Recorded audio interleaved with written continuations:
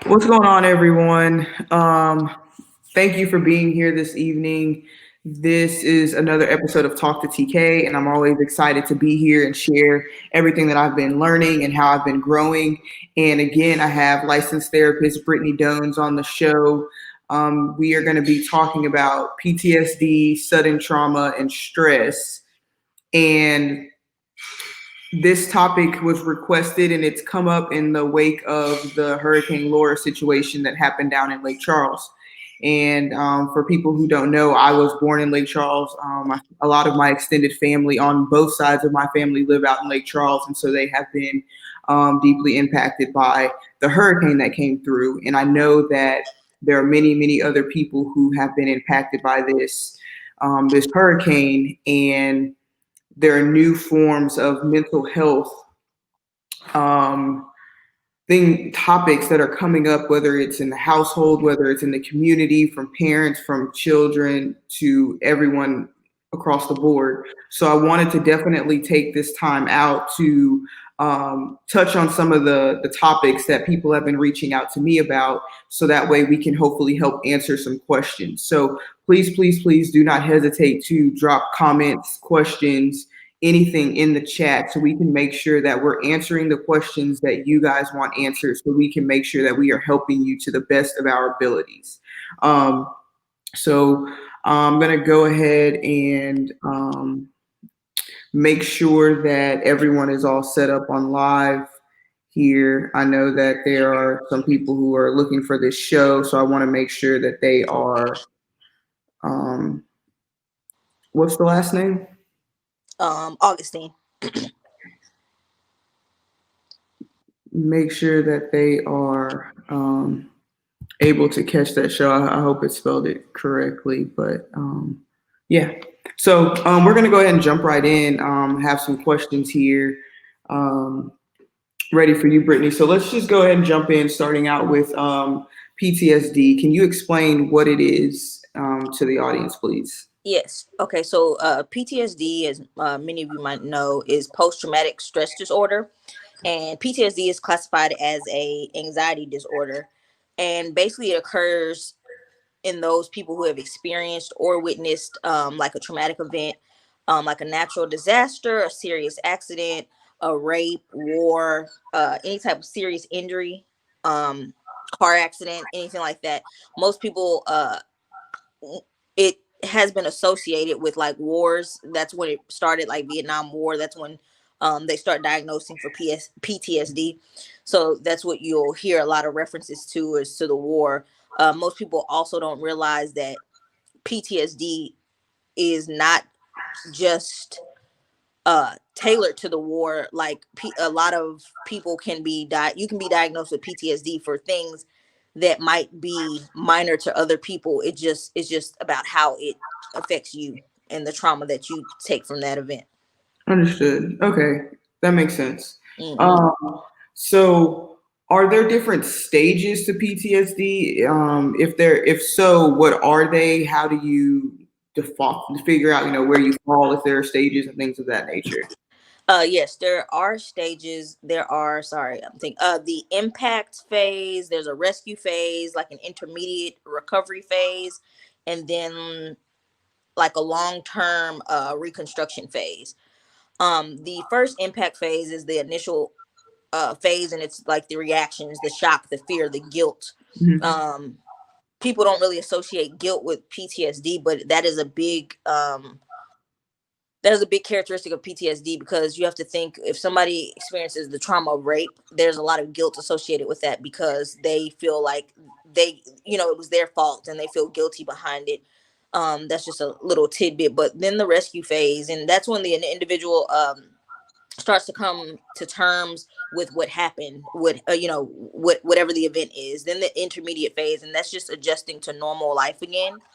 And then the long-term reconstruction phase is just like rebuilding and contributing to dealing with the aftermath of what has happened.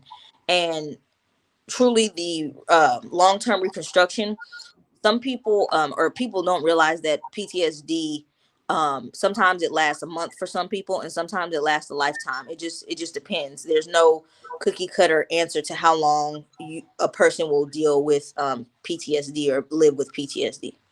So can you just go in and out of the phases, or is it like you progress? Like you know how they have the 5 stages of grief, and you sort Um, of progress through them. Is it like that with PTSD, or can you just keep going back and forth? yes, you progress through the stages initially, and of course, like with anything, sometimes you'll regress back to a stage that you've already previously conquered, and you just keep working through that. Hmm. Depending on how you're working through it, Right. hopefully with therapy is so, but yeah. Okay. Yeah, that makes sense. Okay. So signs and symptoms. I'm guessing that looks different for everyone, but what are major red flags around signs and symptoms of PTSD that people can be like, okay, there's something more going on here. We really need to focus on this and get them some help, or maybe try to talk to them and get them to open up about it. Well, a lot of the signs and symptoms are like nightmares. People become irritable, a lot of panic attacks, avoiding different situations. Anxiety is a major one because, like I said, PTSD is classified as an anxiety disorder.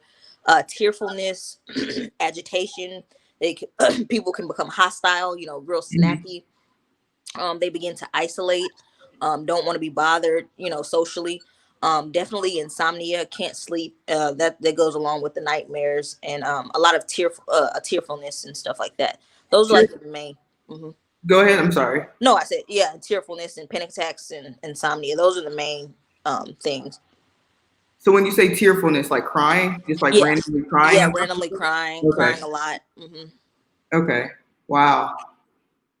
So what would you, if you see someone who may be exhibiting some of these signs and symptoms, how do you have that conversation? Maybe not necessarily saying you may have PTSD, but how do you get them to open up about what they're feeling, or just be there for them? Because I have seen a lot of people comment on, I just need my friends, I just need my friends, I just need support, I don't Yes, need that's a big things, part. I just need Yes, support. yes. But what does that look like? How does that look to help someone who's asking for support? Right. So definitely support is like one of the number one things for someone that is number one on my list for people with PTSD, because it is trauma and stress in one diagnosis, you know what I mean? And so support, like I said, is one of the main things. And that, however, support looks different for everybody depending Mhm. on whatever friend. But just being a listening ear, being able to just be there for to talk to them about it, not necessarily just about PTSD, but just talking to them about normal things, you know what I mean? Because a lot of times when people experience PTSD, they're replaying that event through their head. So just to get their mind off of something simple like, what'd you eat today? That's that 5 minutes y'all talk, or that hour y'all spend on the telephone, has taken. They can't concentrate on that event while having a conversation with you or me or whoever, because they're engaging in a conversation. So that's always good um for people dealing with PTSD. Support, I would say that's like the number one thing. And then there's a lot of different other techniques and therapies that we'll get to later, Okay. that I'll share. Okay, so when it comes to support, you're mainly focusing on, if you see someone who's reaching out for help, Mhm. talk to them about almost anything else except the event, and Right. maybe emotions and feelings tied to the event. And Mhm. then if it somehow starts to circle into them getting to that event and those emotions, do you just kind of let them go and get Yeah. it out in that moment, or do you still try to change the subject? You can. It just depends. You can allow them to get it out, but the best, if I'm being honest, the best thing for them to do is talk to to someone that is a professional, because PTSD is a heavy diagnosis, and it really takes a professional to deal with that. But if they're just venting in the moment, just allow that. But when they're processing that with just someone that isn't trained, that is bringing up a lot of, it's triggering a lot of things, because that Mhm. event is trauma. and that's the way that trauma works, is a trigger. But I wouldn't, I wouldn't stop them, but like you said, I would try to redirect and just try to bring it back to something else. I got you. Okay. So, things that just kind of do a quick recap. When it comes to signs and symptoms of PTSD, keep in mind that there are a lot of signs, but look for tearfulness, look for some signs of depression, maybe pulling away. Um, there are Isolation and isolation, things of that nature. Like you can start to sense when a trauma has started to change how somebody is reacting or in the moment. Maybe they're like drifting off mentally. You can see, you can tell when people are zoning out. right. And so keep those kinds of things in mind and be on the lookout for people for those signs and symptoms that Brittany just mentioned when you're with your friends, when you're around people who have just gone through some type of trauma, because you want to try to catch that stuff as early as possible, because the earlier, maybe they have a higher chance of overcoming that. And Hmm. it's not going to be an easy road.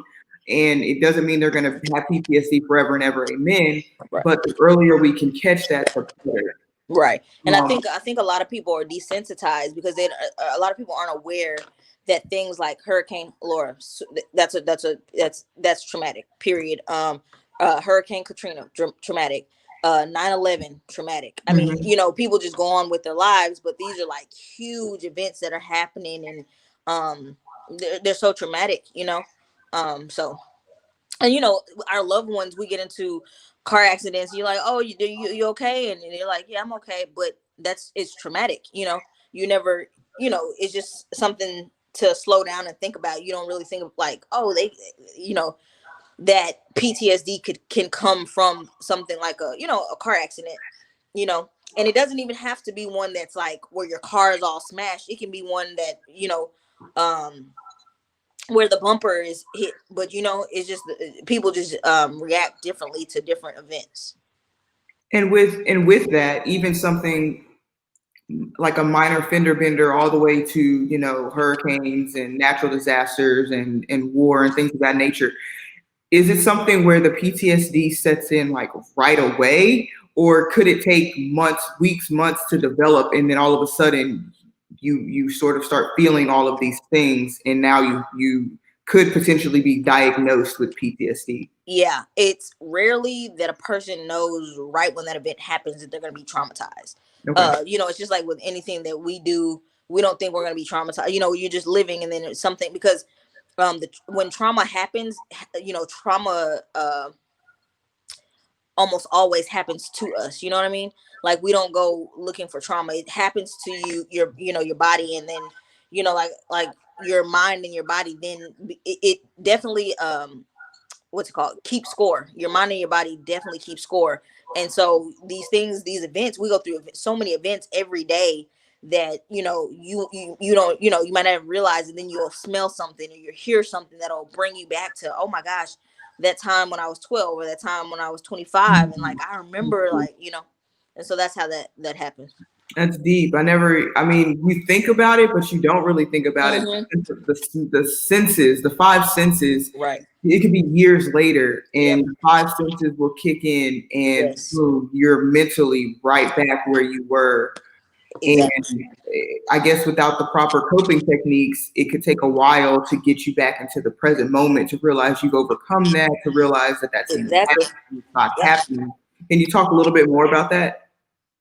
Like, so what happened is, like, I mean, exactly what you said. It'll be years later or months later or whatever, and weeks later even, and you'll be doing something, and it's literally exactly what you said. The five senses, you'll smell something, you might smell a perfume, and it'll trigger, oh my gosh, I remember when my grandma, whatever the trauma was with that or whatever, and you'll it'll trigger it, and then that event, you'll almost the way I've heard it explained is you'll almost not know if it's real. You know what I mean? Mm, Because that event will come back, but you'll question yourself.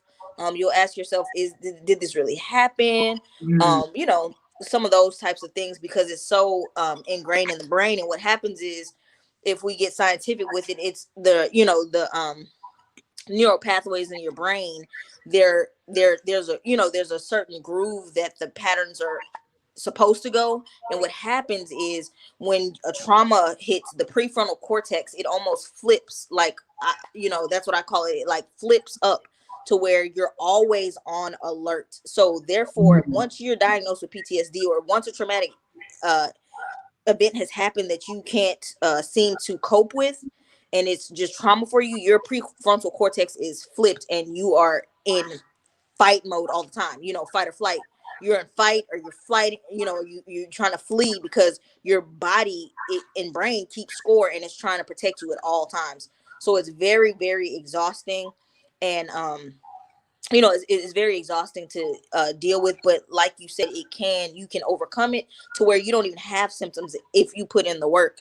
You can, I've seen it. It's definitely doable, where you'll be like, oh, I don't even have those symptoms anymore. But it does take a lot of work, and like I said, sometimes it'll last a month for some people, sometimes it'll last a lifetime for others. It's something that uh you'll have to deal with and figure out how to deal with.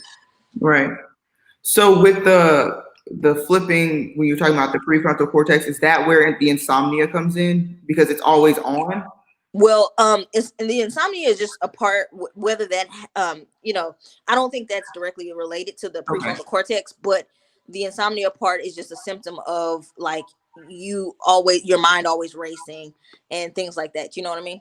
So So like if you close your eyes, you almost like keep replaying it, so you almost don't want to go to sleep, so you don't have to keep replaying it. Kind of. right, Okay, right, that makes sense. right. We have a question here that I really want to get answered. I put it Mhm. at the bottom of the screen, but it Oh says, yeah. how about PTSD from a health scare like allergic Oh, reaction? I'm so sorry. Go um, on, fella. Go ahead. so how about PTSD from a health scare like allergic reaction that led to anaphylactic shock? Um, is that so? Like I have asthma, and I've had times where I have panicked, had a Mhm. panic attack, and feel like I'm not getting enough oxygen, and I just completely pass out, and now I'm being rushed to the hospital. Like it's happened before. So could that type of health scare? I'm sure that's very similar to anaphylactic shock, but can that kind of health scare, I guess, trigger PTSD? Can that be traumatic enough to fall into that category? Like, how does that all look?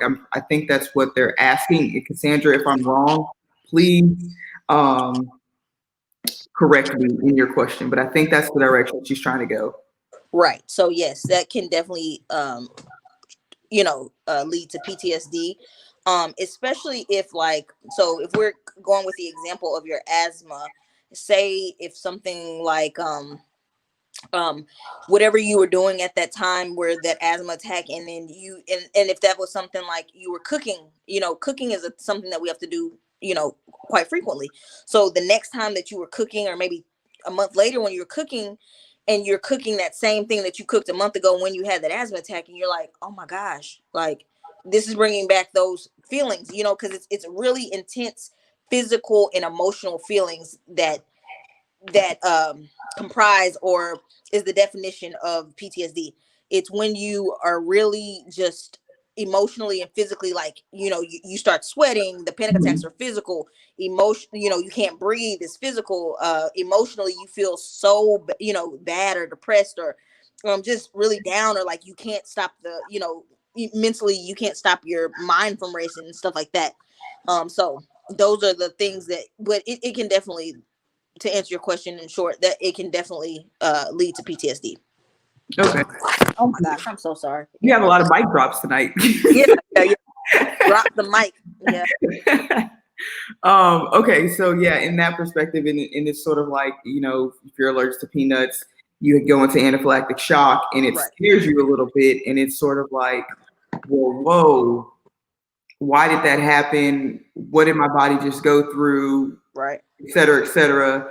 And yeah, that would scare me enough to never want to eat peanuts again. Right. Or like I would probably be oversensitive.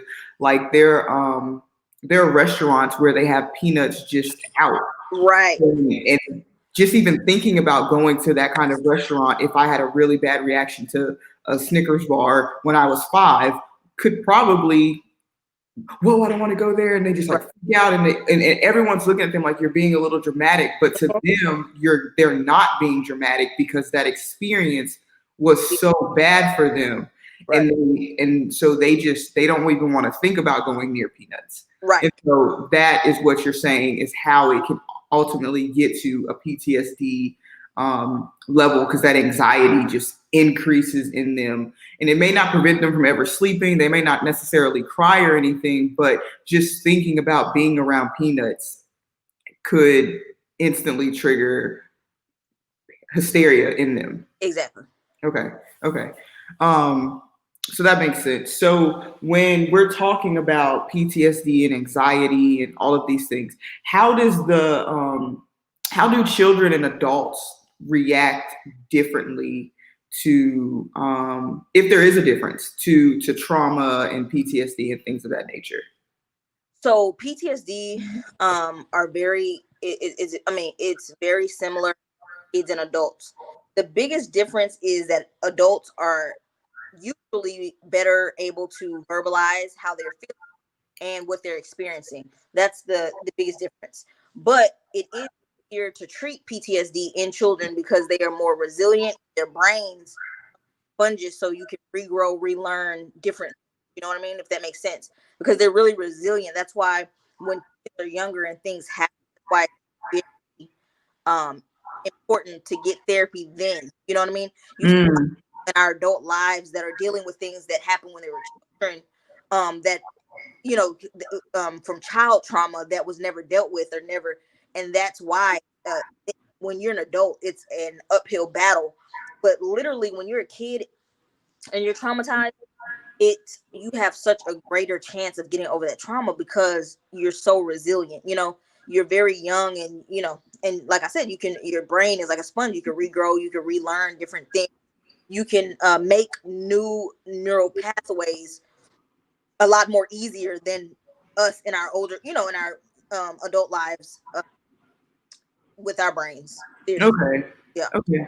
That makes sense. So just to kind of recap, the difference really in children going through something traumatic and potentially developing PTSD and adults is really around how we verbalize it and how we go about getting help. And obviously, the earlier, the better. right. Um, but I mean, I know when I was growing up, thinking about even, I don't think I ever thought about mental health or mental illness ever, but it was still so taboo. Like if someone in your family had a mental illness, like they were just kind of written off.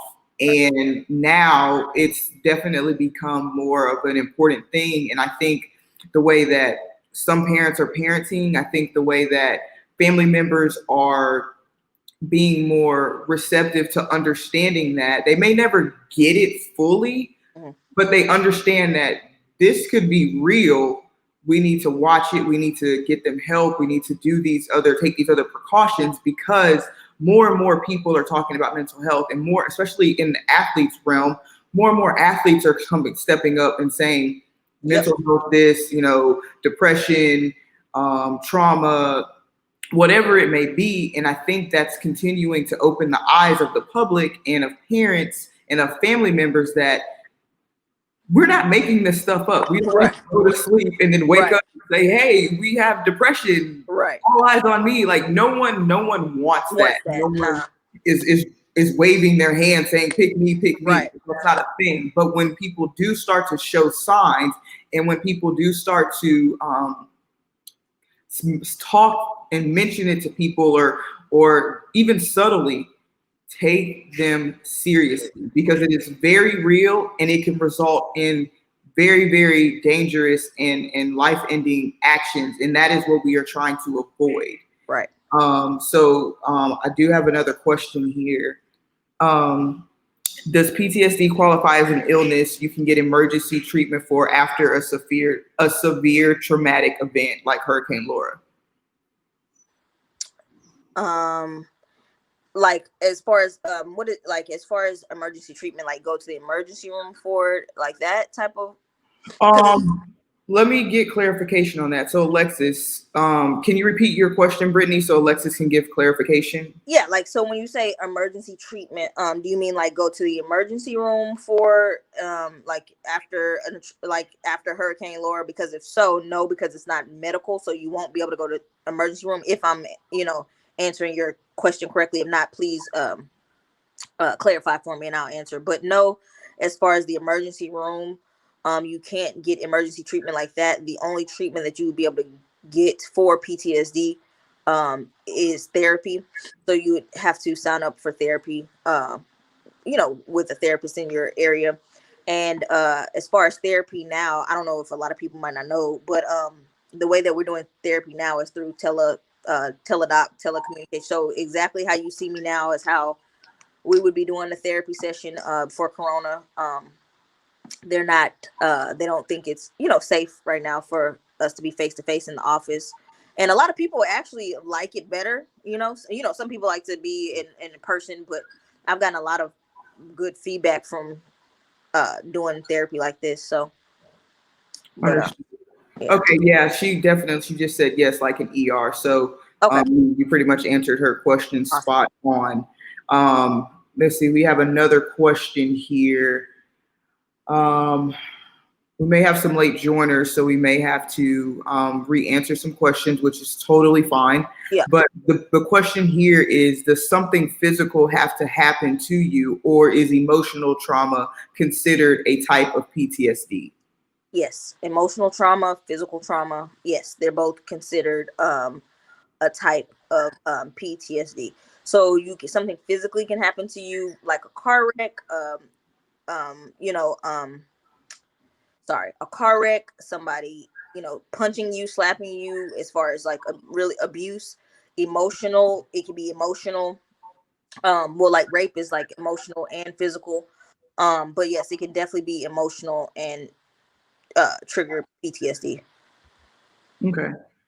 Um, So while we're going through these questions and comments, thank you everyone for Yeah, asking your questions. Please keep asking questions because these are great a questions. good question. It's giving a lot of insight to a topic that a lot of us may not have a lot of knowledge on. But I'm also flashing Brittany's email and her website. So if you guys want to reach out to her personally and Yeah, get more information or set up an appointment or however all of that works, if you feel comfortable with her, then her information is available to you guys to use. And please reach out to her because this is what she does. She is a licensed therapist and she does this. So she is a great person to continue to get added help from as you are dealing with any of these topics that we may be talking about.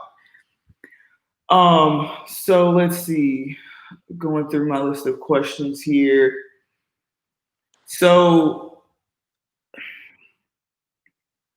when it comes to treatments, I know we touched on that very lightly, and I know you said that therapy is the best. But when you get into therapy, what can those sessions look like? What can the treatment look like? Does it involve medicine? Does it involve talking? Like, how do those sessions work? so the sessions are like you're gonna have talk therapy, is your, like we're talking now, a Mhm.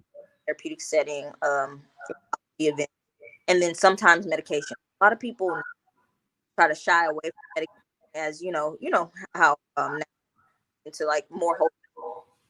So, but there is medication and therapy. Those are the only two major treatments for PTSD.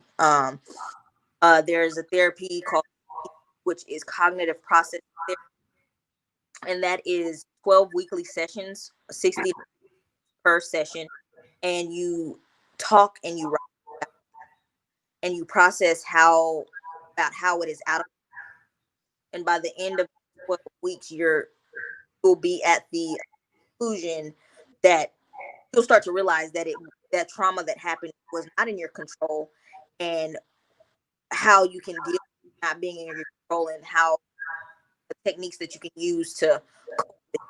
Now these things, I'm saying them very like lightly, but this takes a lot of work, you know what I mean? And I think that's another common misconception, because it's said than done. Like I'm saying, but it really does take a lot of work. 12 weeks of intense therapy, intense work on dealing with PTSD. There's also another therapy. It's called EMDR, and it stands for eye movement sensitization and reprocessing. And both of these, C and EMDR, what I've named are process reprocessing. So basically, this goes back into the neural pathways that I was talking to you about, because as adults, they're really, the grooves are really ingrained. So we're trying to reprocess them and new grooves over that trauma, so we can then have like a positive thought attached to it. So in EMDR, it's the same 3 months or whatever, 12 weeks, and that's weekly sessions, and you concentrate on your trauma. And EMDR works by, and people don't believe this, but it is amazing therapy and it's expensive. But how it works is the therapist will move a pen or an object or their finger in front of your eyes while uh, reprocessing your eye movement. That's why it's called eye movement desensitization. You're moving your eyes and you're following and you're reprocessing. Your goal is to be able to attach a positive uh, thought to your trauma. When you remember trauma, it's to attach a positive thought. So, Okay, that makes a lot of sense. I've never heard of those. uh-huh. Um, but that makes a lot of sense. Just I really like the thought of it's almost like reframing, Mm, and I really like the thought of that is when you think of a traumatic experience, as time goes on, you really let go of what wasn't in your control, and then once you're able to let that go, you reframe it to something positive. Like I don't even know if I can give it an accurate example mhm. off the top of my head, but just the thought of being able to do that. And even if you don't have PTSD or Yeah. didn't go through a sudden trauma, Hmm. it seems like a tactic that you could use just in general All right.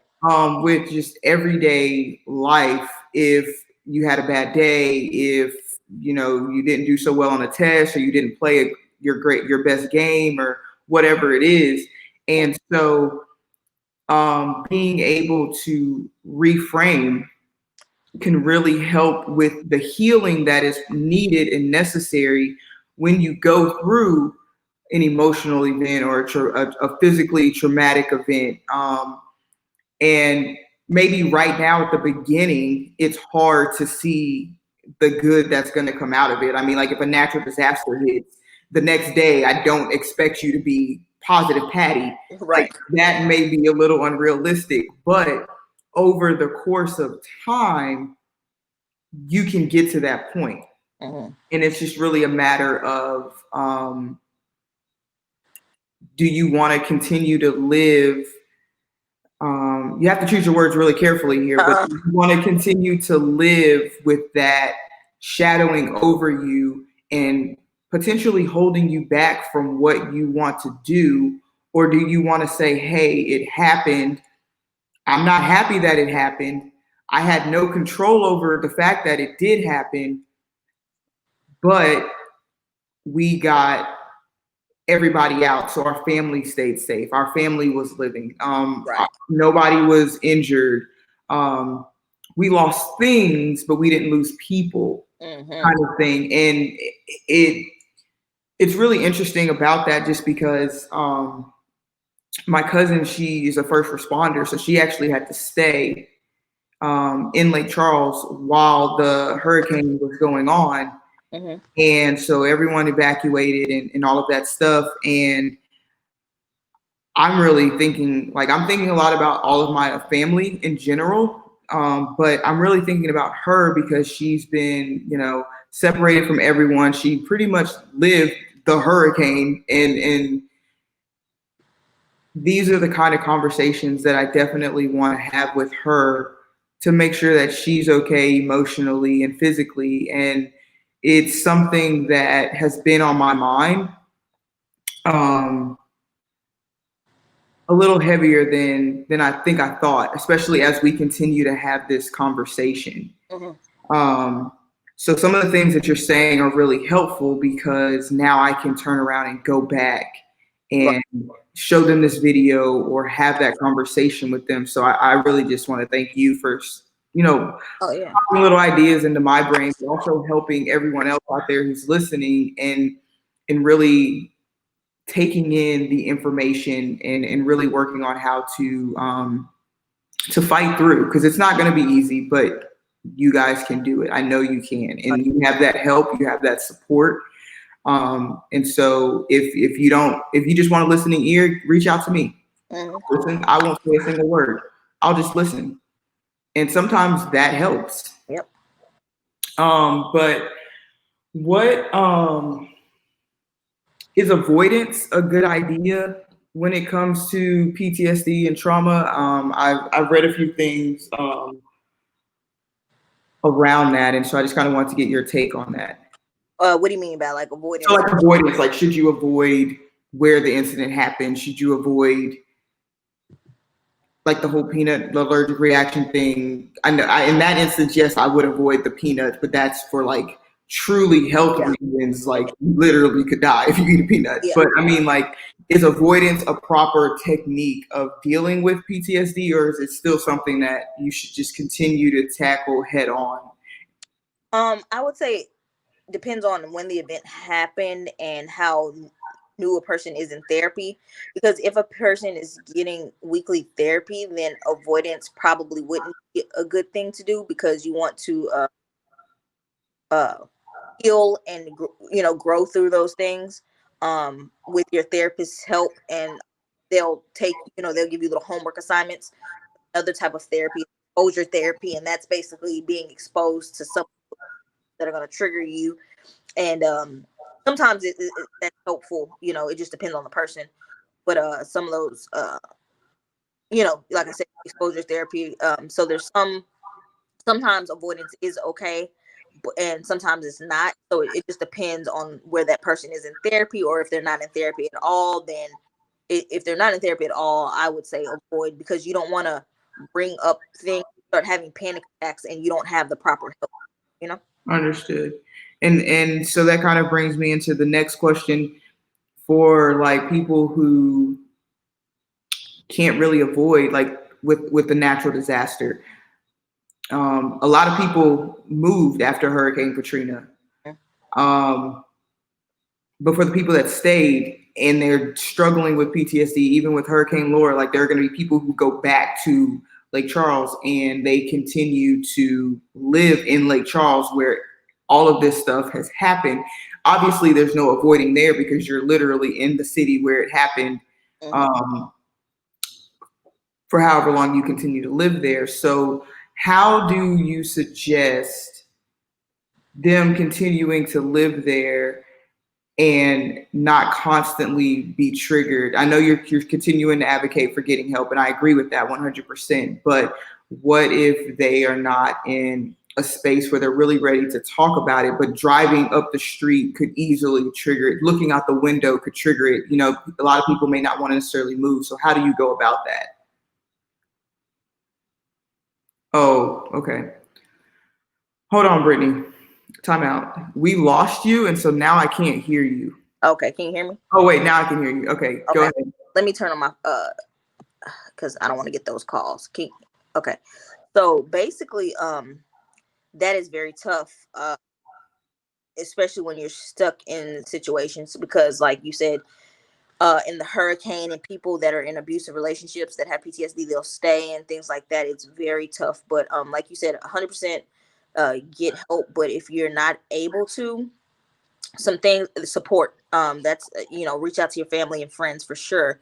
A lot of times with PTSD, positive experiences, they tend to counteract and balance some of the more difficult times from the trauma. And so basically you want to and even though it's very hard, because when you're talking about something like a hurricane and you're looking out the window, it's really hard to find positive experiences in all of this. So like again, with that specific example, I would say um, make sure you're reaching out and talking. And even if it's not about that, like we said before, but just talking to your family and friends, and letting people know that you're okay, and checking up, and asking, hey, you want to get a bite to eat, you want to go, something small, because like I said, a lot of times people don't even know that they can be triggered, or that that was a traumatic experience for them. And another thing that I would say is, if you're stuck, use coping skills to the best of your ability, whatever that is for you. And however, coping looks for you, whether that's meditation, or deep breathing, or relaxation techniques, or yoga, or journaling, or whatever, however, coping looks for you, or playing a sport, or make sure that you're heavy on those coping skills, because that that hurricane in Lake Charles in Louisiana, it's very heavy. That is, that was a very significant event. And and a lot of times trauma also tends to like cloud people's perspectives. And so to keep that healthy perspective, you move on a the positive experiences, the support, and coping skills, I would say. Okay, that makes sense. I kind of want to transition into stress and anxiety. I know you said that PTSD is classified under an anxiety disorder. So, um, the feeling of being overwhelmed Mhm. is does that fall under stress? Does it fall under anxiety? Is it what? So, as far as stress, yes, it over being overwhelmed is stress, because stress is the degree to which you feel overwhelmed or unable to cope with the situation, as a result of being different pressures being on you that are unmanageable. So definitely being overwhelmed is a form of stress, and so you really want to kind of limit it. But we all deal with stress. Period. Right. So when it comes to stress, um, how do you know when it's time to just walk away from certain things Mhm. or keep pushing through? I know that that can be a tough line when you're overwhelmed and when you're really stressed out, and you definitely want to think that you're making the most logical and best decision in that moment, but there is still some degree of emotional Yeah. decision that's in there. So how do you know what that line is from taking a step back and or moving on or continuing to fight through to grow in whatever way you think you need to grow? Right. So I would say the unmanageable piece for me, if it's unmanageable, then meaning that it affects things that are going on in your daily life, or it's causing you strife, then I wouldn't push forward. Everybody knows. Well, you should get to know yourself to where when you're just at that limit where you're gonna have a breakdown or a breakthrough. You know what I mean? And it's a really fine line. You have to be careful, because you can be so stressed and you keep pushing and pushing, especially people that are like perfectionists or really want to go hard at things like that, because there is also the stress, which is normal stress or a moderate level of stress, and it's beneficial for the person experiencing the stress. So that is, that's okay. But the stress that we're talking about, where we're overwhelmed and we can't take anymore at times, you have to be very careful, because like you said, it's a very thin line. And to me, that just goes back to getting a feel and knowing who you are and spending time with yourself to to kind of define what that looks like for you. Yeah. So when you start to not be able to eat and sleep and Yes, that's too do much. your Yeah. daily routine, you probably should be walking away from some things at that point, is what I just got from what you said. Yes. Yes. You could pick and choose like what almost know what are your goals, what are your values, where are you trying to move. Yes. Whatever doesn't fall in line with that, Yes. let Get it go, because Yep. you have to eat, you have to sleep, you have to be able to just do your normal everyday stuff. And I think that's almost where depression starts to sit in Hmm. and starts to come about, and you don't want that. And Exactly. so make sure you're evaluating those things even before you get to that level. But if you're already there or if you're about to be there, start evaluating now and make those decisions now. um okay, so let me see here. um so if in terms of either whether it's PTSD, whether it's stress, at this point, this question is relevant for either. what if you are struggling, but you know, like your spouse is struggling or your child is struggling? How do you help them when you are still struggling to help yourself in situations like PTSD, high stress, all that? How does that look? How do you go about that? So I would say first you have to definitely help yourself. It's kind of like how we talked about in last episode, and how you want to put the mask on you, the oxygen mask on yourself before you put it on someone else, even though it's your kid, and those parental instincts kicking. You're like, I'm not worried about myself, but you really have to take care of yourself first, in order to be able to help someone else or to help your family. So if you're stressed out. A lot of times too, people that when you're stressed, your stress energy can kind of go on to somebody else. So you have to kind of really take a look at yourself and manage your own stress, because energy can be transferred to other people in your household. So I would say help yourself first for sure, and then if you can help your spouse or your kids, and because as a family unit, you just really want to manage stress together and everybody be chill and a good vibe and kind of low stress issues. Right. So, say, would a family game night help relieve some of that tension? Would maybe watching a movie or doing something together that's not just kind of sitting around and thinking about, oh my gosh, this has happened. So maybe finding some activities everyone can do, whether it's painting, Yeah. um, things like that. Would that be also something that's helpful, where Yes. you're not necessarily dealing with the stress head on, but you're not allowing yourself to just think about it 24/7? Yes, for sure. And if you want to lower stress levels just on a personal individual level, you want to, do things that are positive and healthy, especially like exercising. You don't want to smoke, or you want to stop smoking, or other bad habits like that. You want to be assertive, because a lot of times assertive is putting up those boundaries, and it can alleviate a lot of stress, because now you've put down people have to, that need to be respected. Like again, relaxation techniques, meditation, deep breathing. Um, I would say re-examine or examine your values and live by them. Kind of what you said, because if you live by a set of values, that's all that is gonna be in your focus. Everything else is to the side. Also taking responsibility for yourself. Taking responsibility for yourself, your actions, your thoughts, your work.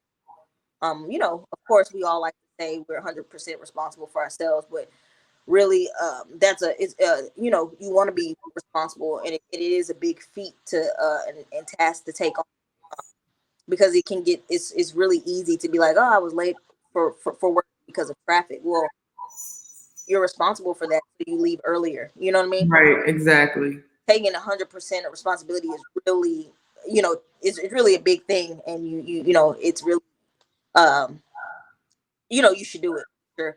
And setting realistic goals, because if we set goals that aren't realistic, that's uh for stress. You know what I mean? Because you set Absolutely. high and you're like, oh, you'll drive yourself crazy trying to reach that goal. So really, Right. It's so interesting that you brought up the traffic example, because last week, I think it was last week, maybe it was the week before, I was talking about ownership uh, and taking ownership of your actions, taking ownership of your thoughts. And I use the traffic example. Like, you can't keep showing up to work late mm-hmm. and blame traffic. Like, no, it wasn't the traffic's fault. You knew there was going to be traffic. You could have done something Yep, prior yep, to avoid being in traffic. Or even if you still sat in traffic, you left early enough to sit in traffic and be on time. So it's so interesting that you use that example. But even then, when it comes to mindset and PTSD and stress, a lot of that does come back to your mentality and how you choose to view the world, and what you tell yourself, that self-talk. You want it to, if you're going to keep talking to yourself, why not say positive things to yourself?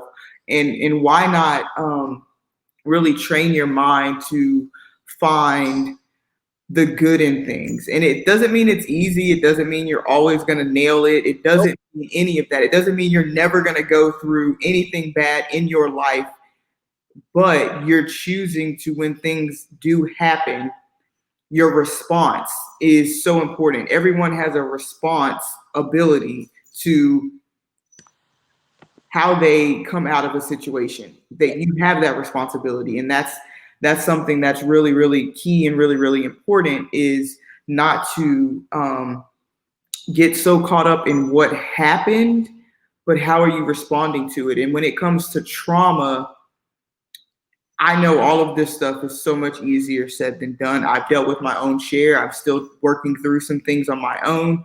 And I know it's so much easier said than done, but you have to start somewhere.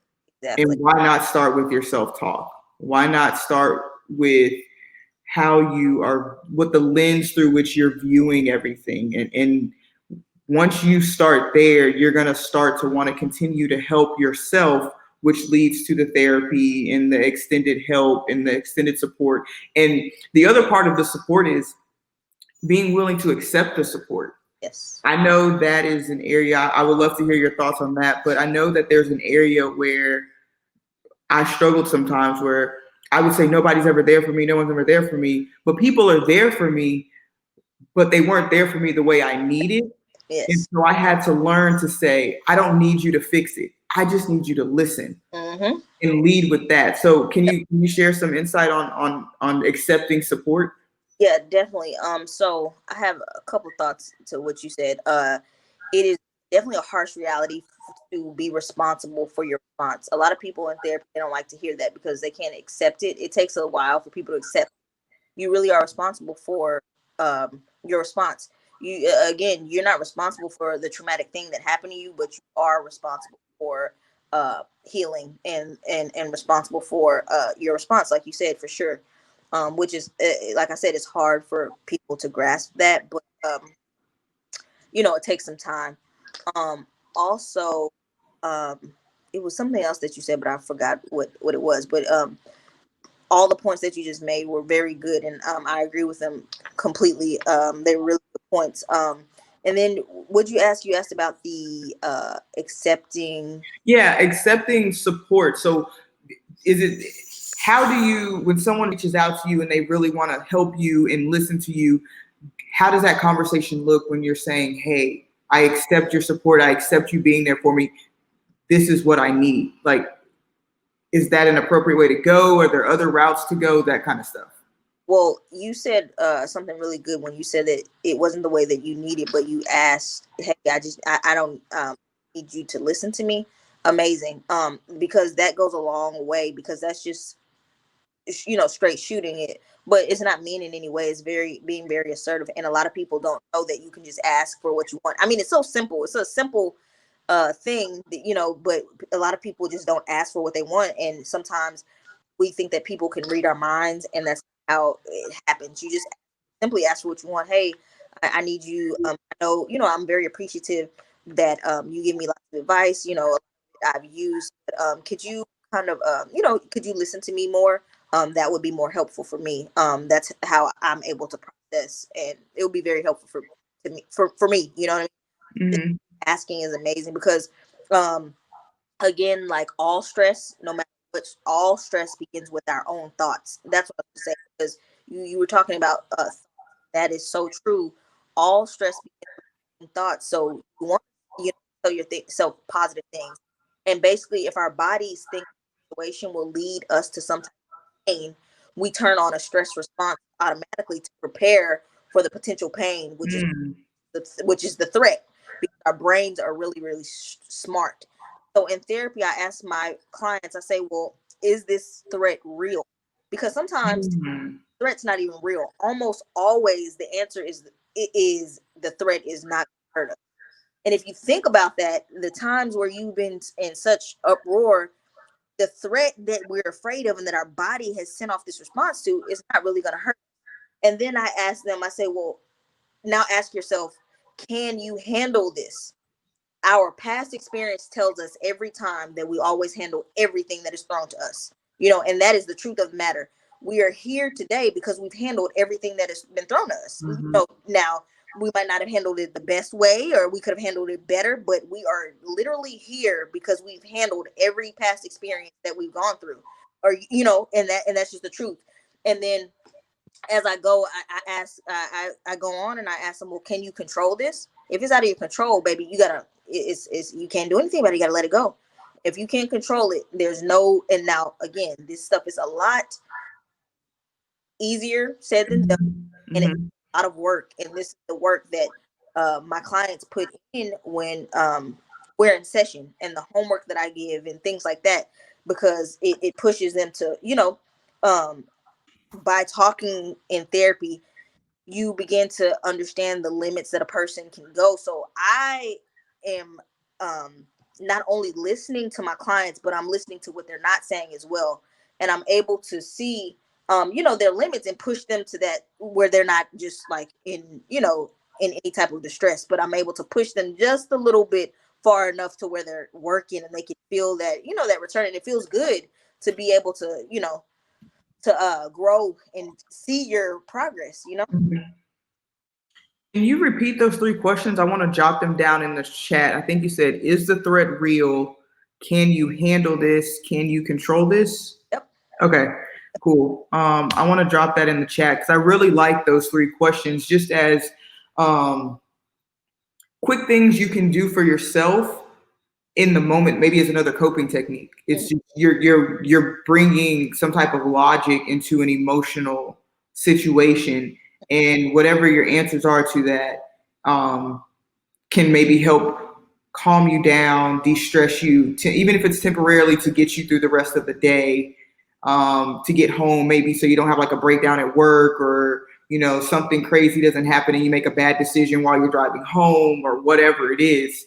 So I really like those questions. So I wanted to get those out in the chat for people to refer back to. Yeah. And Um, sometimes when we become like, well, even if you're logical, but you feel like your mind's racing, if you get somebody that you can partner, like a friend or mom or whoever, any type of person that you trust, and you get them on the phone and you teach them about grounding. Grounding is a beautiful technique, and what grounding is if me and TK are on the phone and I call TK and I'm stressed out. What's going on? I'm not about to have a panic attack. I'm breathing heavy. I'm really not feeling myself. Can you do grounding with me? TK says, sure, I'll do grounding with you. So then TK proceeds and she says, we're going through the senses. And TK says, what are you smelling right now? And that makes you hone in and stay focused in the now, because your mind. So then I'm like, I'm outside, TK. I smell like something burning, a cigarette or somebody smoking over there. You know what I mean? And then TK says, well, what are your feet? What are you feeling under your feet and in your hands?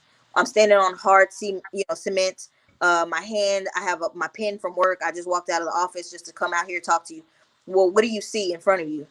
Tell me about the colors and describe to me what you see. Oh, I see the sky. It's black. It just flew by. A blue car is coming. It looks like a Honda. It has a woman in it. Things like that. And you go through that, and that really grounds you. It's called grounding, and it really grounds you because you stay focused in the now. So that's just another that popped in my head. that's a good one. I've actually, my therapist has actually talked to me about grounding techniques, and I at work, when I get really agitated for whatever reason, I have to go through my own grounding techniques. I do it a little differently than what you just described, but it's still a grounding techniques where I start from my head and I work my way down to my toes. And so like I'll squeeze my eyes really tight, and then I'll squeeze my mouth really tight, and then I'll squeeze my hands really tight, and just like slowly work my way down to my toes Yeah, that's a good one to too. help like calm myself down, because I'm focusing so hard on squeezing my other body parts really tightly, and really feeling that. And then when I let go, I'm releasing that stress. And it almost is like, okay, now I can think again. Now I'm not like rushing or knocking things over or whatever. And so, yes, grounding techniques. That is awesome advice. I'm really glad that popped into your head. I really like that. I like the senses one too. I've never tried that one, but I'm definitely gonna put that in my coping skills toolbox for Yeah, sure. yeah. So we are coming up on time, but I do have let's see, one more question. Let's see. We may have answered it, and I'm just not really realizing it. What do you? No, actually, it was a lot of these last few questions were around how do you reduce stress, locus of control, how much of our stress is the result of our thinking, and we really talked on all of those points. So I don't even feel compelled to ask those last few questions.